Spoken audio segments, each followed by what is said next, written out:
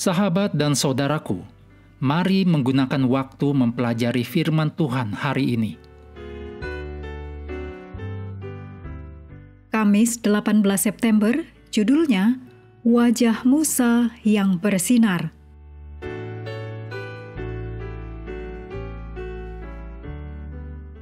Kita mulai dengan doa singkat yang didasarkan dari Mazmur 103 ayat 8. Tuhan adalah penyayang dan pengasih, panjang sabar dan berlimpah kasih setia. Amin.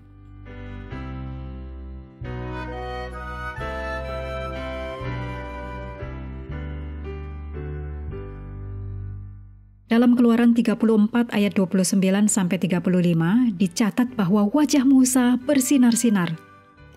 Setelah Allah menyatakan karakter kasih-Nya kepada Musa, Musa turun ke perkemahan Israel dengan wajah bersinar-sinar.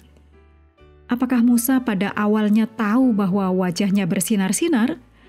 Tidak sama sekali.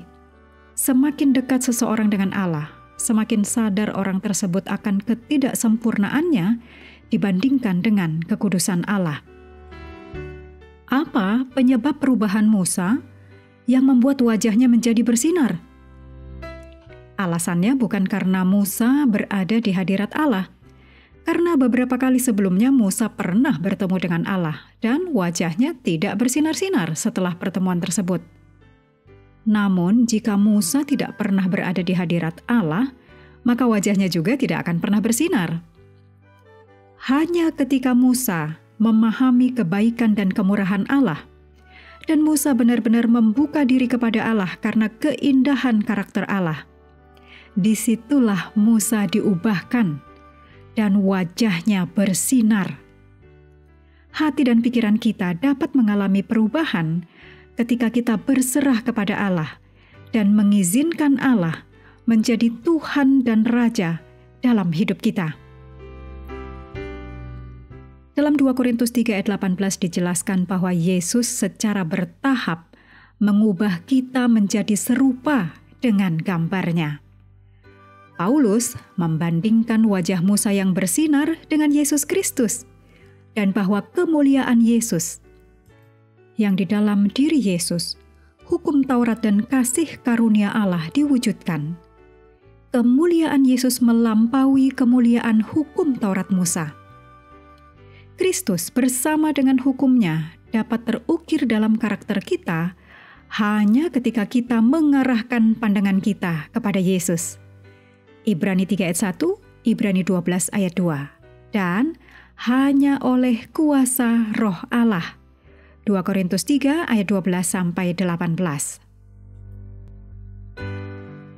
Musa adalah teladan bagi kita, yang menunjukkan apa yang dapat Allah lakukan bagi kita ketika kita mengizinkan Allah mengubah karakter kita dan membentuk kita menjadi serupa dengan gambar ilahi-Nya.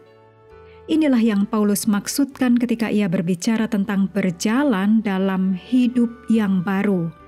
Roma 6 ayat 4. Renungkan bagian mana dari karakter kita yang perlu mencerminkan karakter Allah dengan lebih baik. Bisa jadi setiap bagian, bukan? Namun, bagaimana berfokus pada salib dan apa arti salib itu bagi kita dapat memberi kita dorongan dan jaminan keselamatan.